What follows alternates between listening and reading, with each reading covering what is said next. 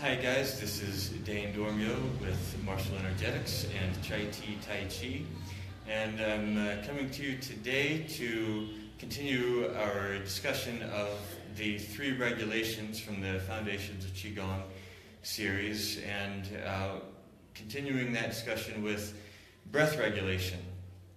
We've discussed the 3 regulations, how they're the foundation of Qigong, and consisting of mind regulation, body regulation, breath regulation.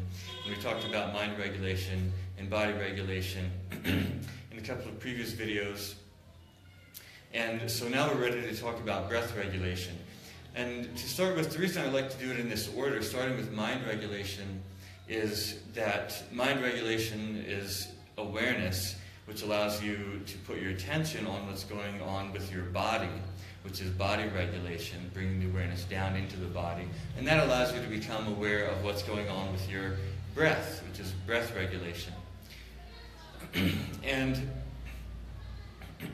on the topic of breath regulation, each of the 3 regulations is an entire area unto itself. So body regulation is a whole field of study that you can become an expert in. And mind regulation, i.e. meditation, is a whole field and area of study that you can become an expert in.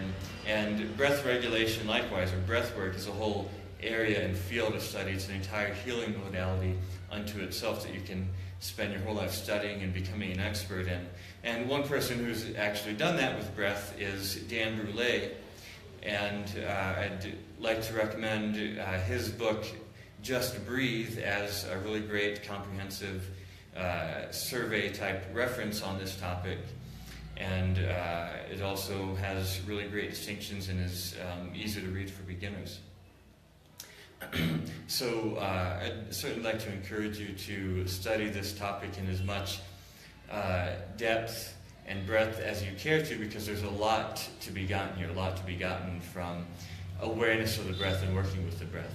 For our purposes in martial energetics and Tai Chi, for practicing Qigong, we start with mind regulation, becoming aware of awareness itself, and then body regulation, becoming aware of the body. And then breath regulation starts with just becoming aware of the breath, or breath awareness.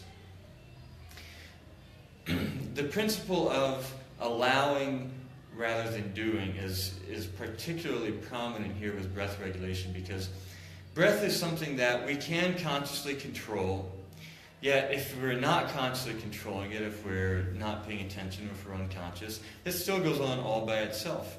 So we have skeletal muscles that we control voluntarily, and we have interior muscles like the heart that are ordinarily beyond our conscious control. And the breath muscles, the diaphragm and the breathing muscles, are kind of a crossover. So breath is like a link between the conscious and the unconscious. And the first thing to notice about it is that it's happening all the time, whether you're doing anything with it or not, whether you're doing anything about it or not. It's just always there, going. And so this quality of breath awareness, of just pure awareness, of allowing the breath to do what it wants to do, is a very important layer of breath regulation. Allowing the breath, not constricting it, not holding it, not stopping it, not forcing it. Oftentimes we hold our breath in certain circumstances, like often when we're physically exerting in some way. In martial arts, when people are kicking, oftentimes they're holding their breath. If they're raising their leg up high or turning upside down to do a handstand or a cartwheel or something like that, people often hold their breath. And also when we're physically exerting in other ways. And we also hold our breath when we're really tense or nervous or scared, or when we're kind of in suspense, waiting to see what the outcome of something is about to be. In all these moments when we're holding the breath, we're usually doing it unconsciously, but if we can become aware of the breath being always there, then we can become aware of when we're holding or constricting the breath, then we can just allow the breath to move freely. You don't have to do anything special with it, just allow it to do what it wants to do within the body. Also, sometimes we breathe very quickly or very tensely or very shallowly, and we can always become aware at these times of allowing the breath to fully enter into and move through and have its way with the body, so to speak, allowing the breath to do what it wants to do.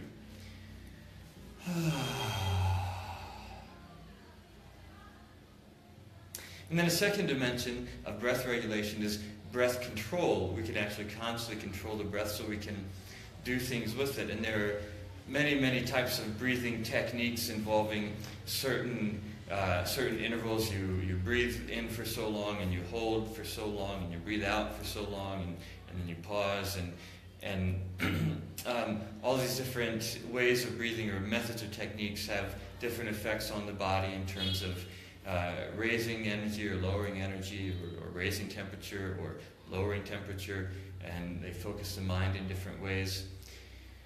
And then there's also the component of how you're breathing, how you're using your body to breathe. And the simple breakdown of that is basically there's two parts that we breathe with: the abdomen, abdominal breathing or belly breathing. As you can see, my belly is moving and my chest is not when I breathe that way. Then there's chest breathing, where just the chest moves and not the belly, which would be like this.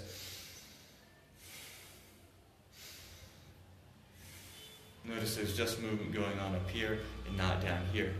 And there's all kinds of variations and ways we can alternate with those. And of course, we can breathe with the entire torso, breathe belly and chest together like this.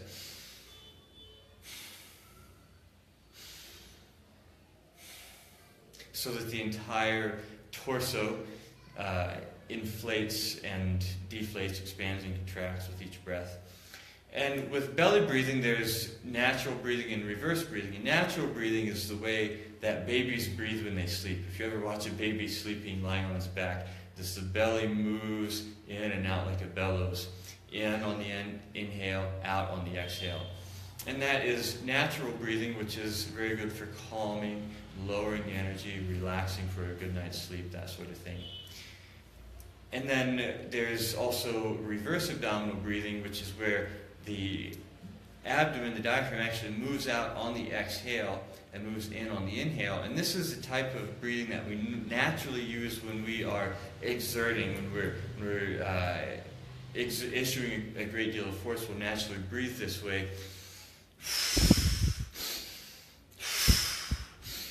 So as you can see, the belly goes in on the inhale and out on the exhale. If we're trying to push or to lift something, this is the way that we naturally breathe. So this is a mode of breathing that's very good for stimulating, for raising energy, for exerting force, for martial applications and things like that.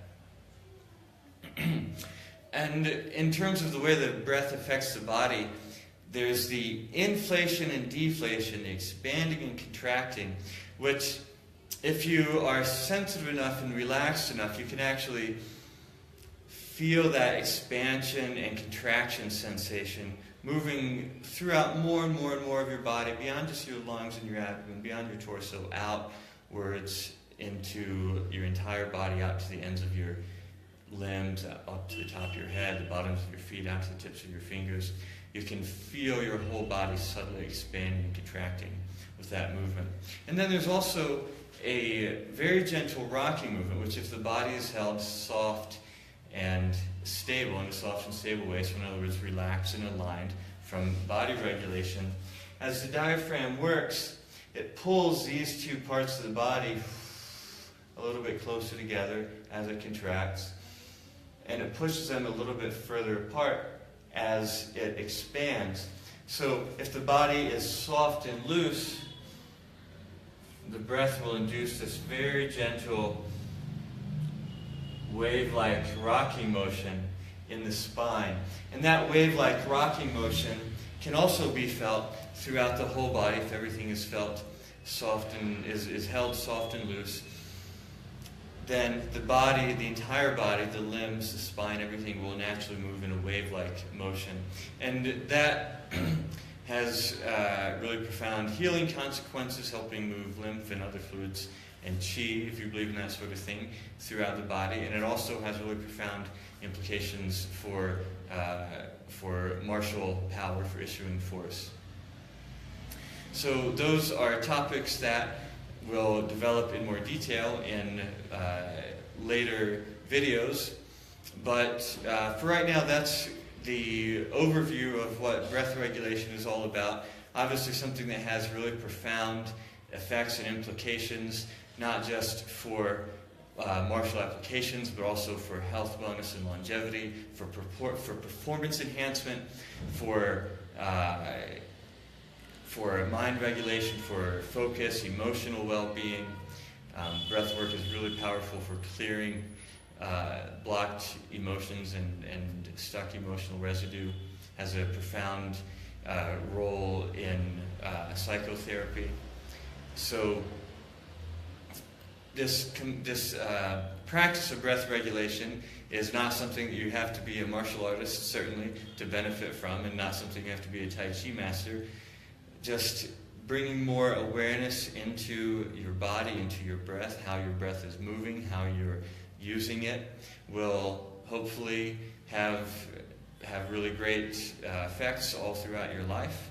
So I hope that this information has been helpful for you. I hope it's something that you can incorporate into your practice and hopefully your life, because that's what this is really all about, is being happier, healthier,